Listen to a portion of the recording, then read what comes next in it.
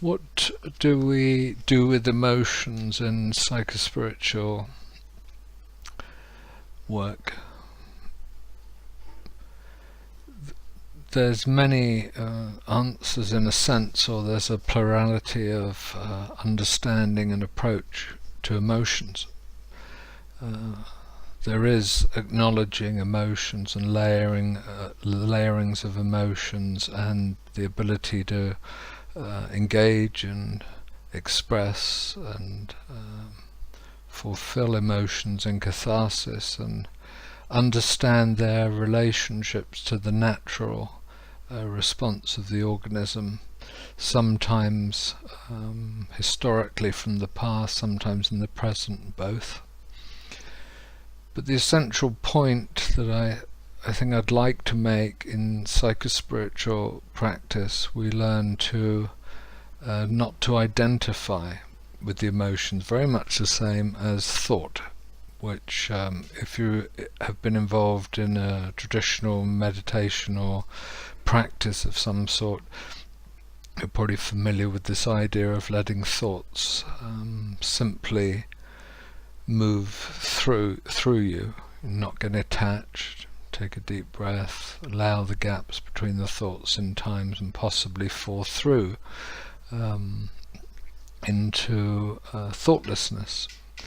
And a similar thing applies to emotions. Mostly what we've learned to do, because we've seen it modeled for us and we've experienced it and we've become attached to emotional states, often not fulfilled in early life, or not allowed in early life, or permitted or acceptable in early life, is we learn to repress feelings, emotions, natural response.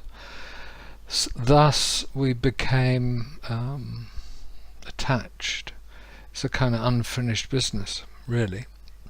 And also our emotional state defines us in some ways. We define others according to their emotionality.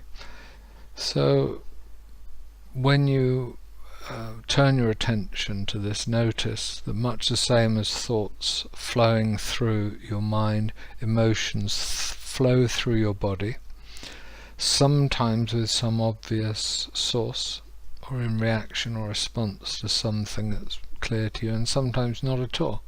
You can awake in the night feeling terrified, or joyous, or sad. Not necessarily for a reason. You may have to look for a reason for it afterwards. Other times there's an obvious reason.